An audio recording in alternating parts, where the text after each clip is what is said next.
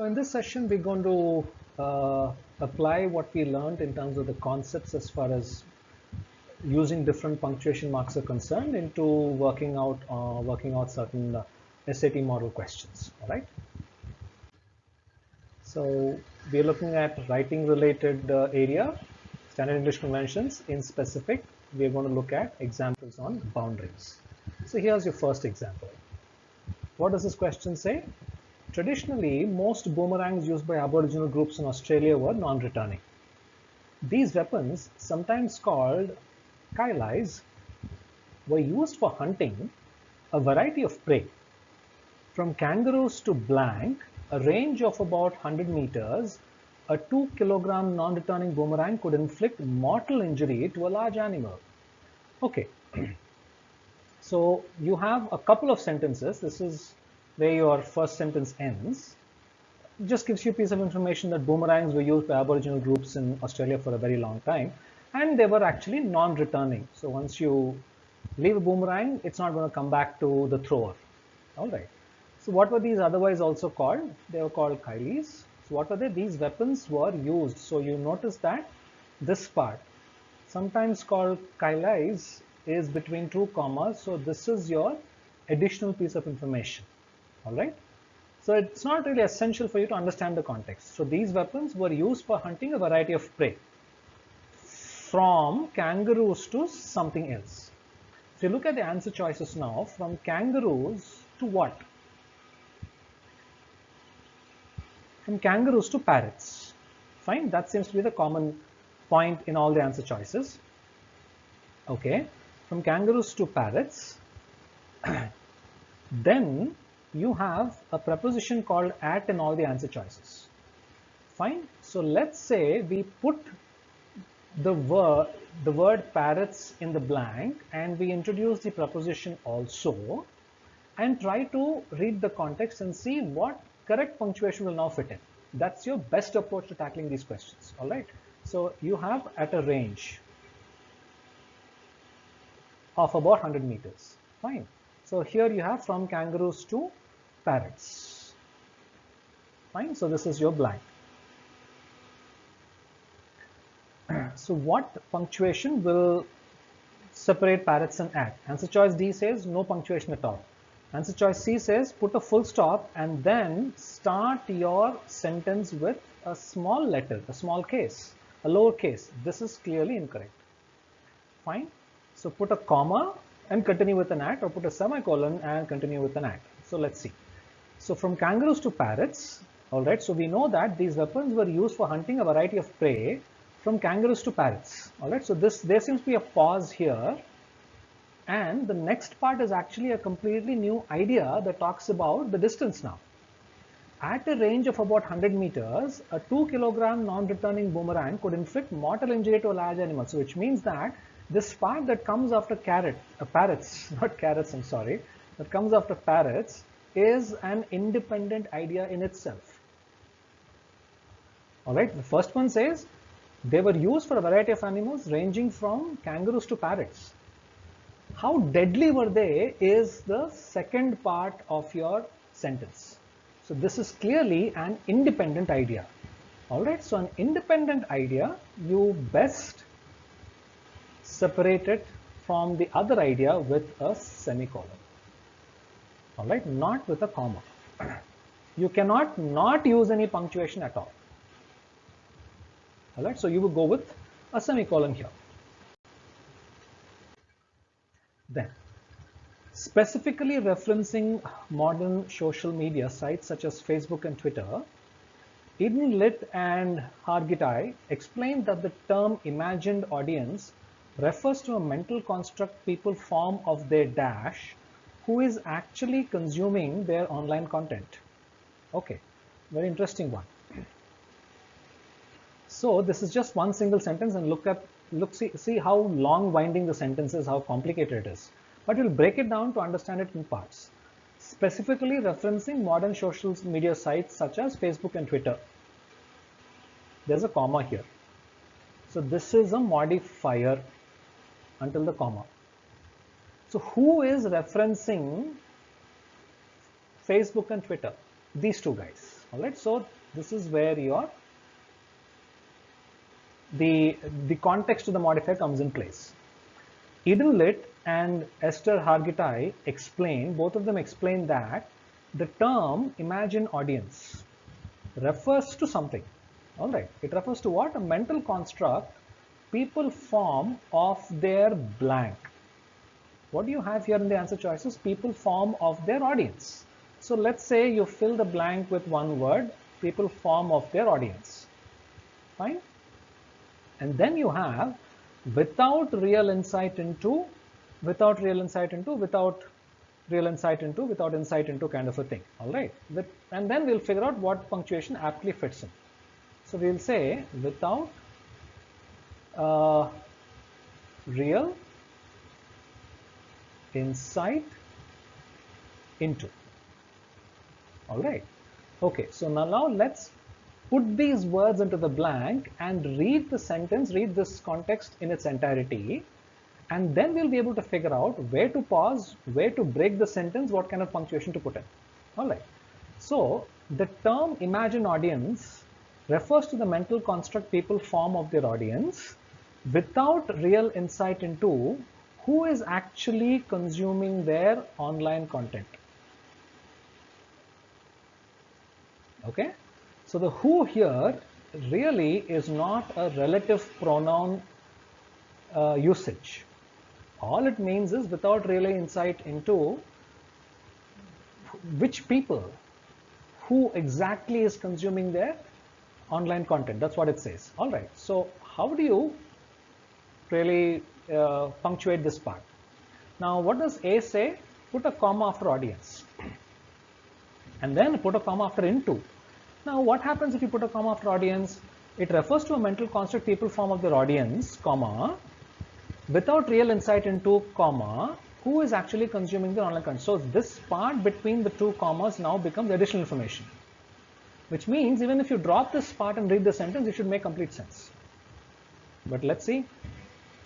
It refers to a mental construct people form of their audience who is actually consuming the online content will not make any sense at all. So this punctuation is not going to help. All right.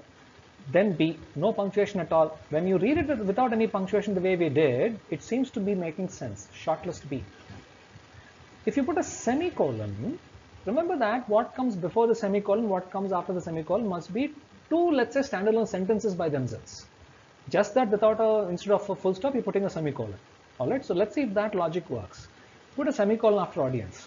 It refers to a mental construct people form of their audience. Fine. You can put a semicolon here for the first part, for the left hand side of the semicolon.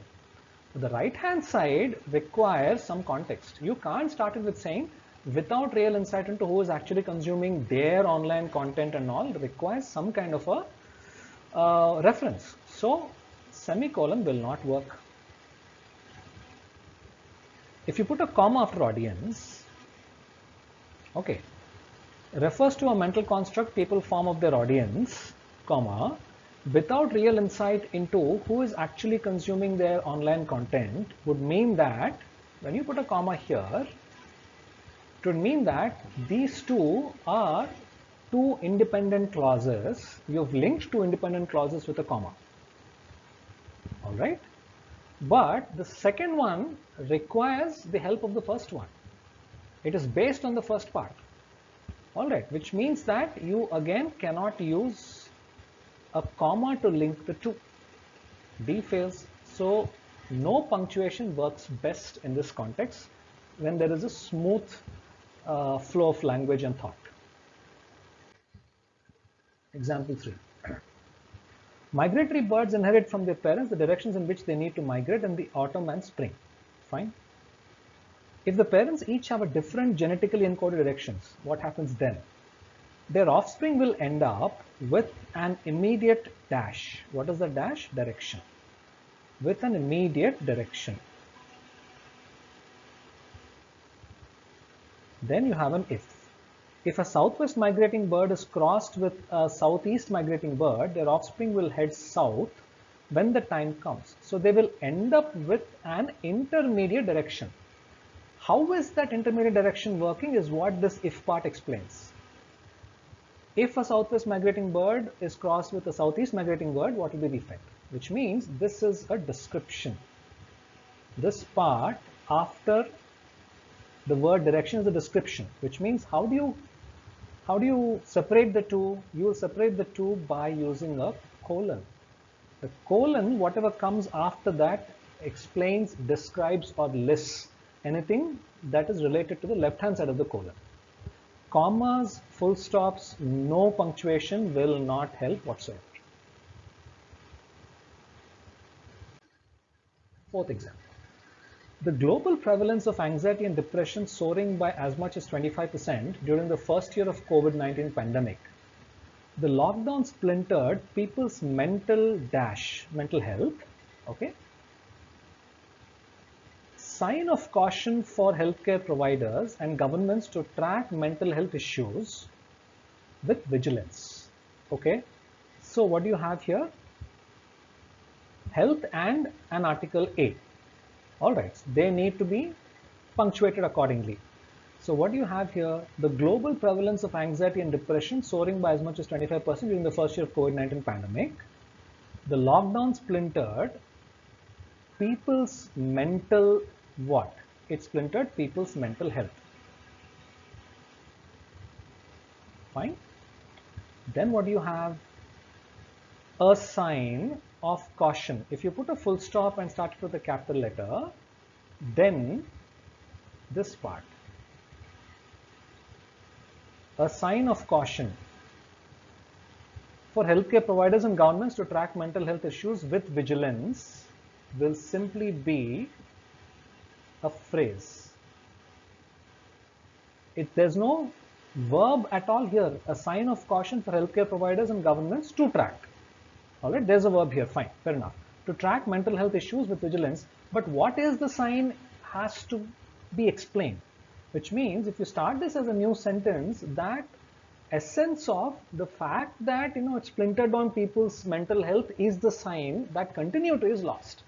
So you can't use a full stop. Best thing, what do? You use a comma. Pause at mental health, and this is a sign of yada yada yada for governments. All right. So the fact that this part has happened, that is a sign. So you go with a comma. Colon, semicolon would be incorrect because there is no explanation or description happening. A sign of caution is not a description. It is merely giving a signal to what needs to be done, the action that needs to be taken. How about a semicolon? Again, a semicolon would mean, see, look at a semicolon this way. If you replace a semicolon with a full stop, your context should still make sense. So there's a problem with the full stop as we've seen earlier, which means there's going to be a problem with the semicolon as well. Example 5. On October 29, 1969, the University of California, Los Angeles professor Leonard Kleinrock and his student Charlie Klein electronically sent Stanford University researcher Bill Duval the first message low because the complete intended message login could not be sent because of system crash after entering the letter O. All right, and then you have after the word after coming. After subsequent improvements, roughly 450.4 billion emails which contain data equal to information in almost 1 trillion books were sent and received each day in 2022.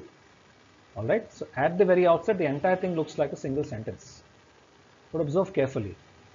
If you put, all right, the letter O is in quotations because you're specifically referencing to a particular alphabet. So it's in double quotes, so that part is fine. If you put a comma, what happens?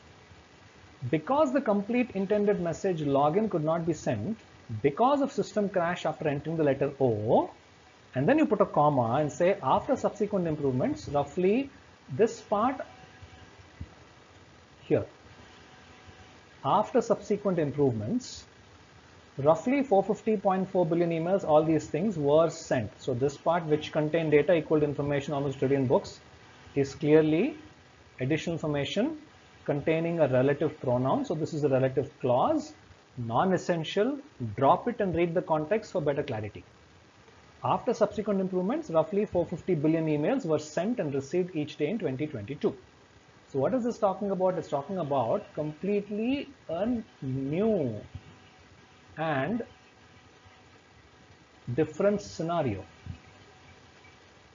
So completely new and different scenario cannot be joined with a comma. You cannot use a colon because there's no description explanation happening. What do? Either a full stop. Would a semicolon work? Between the two, what are you going to choose? You will use a full stop. Why are we not using a semicolon in this case? We cannot be using a semicolon in this case because, remember, while the thoughts are connected with the discussion of emails going on, but what comes in the second part of the sentence, like I wrote here, is a completely new and different scenario. How was it when the first time they attempted? How was it in 2022?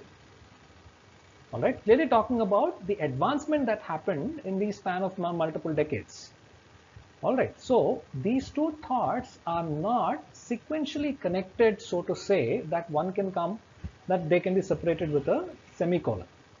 So the best thing to do would be to separate them as two separate independent sentences with a full stop.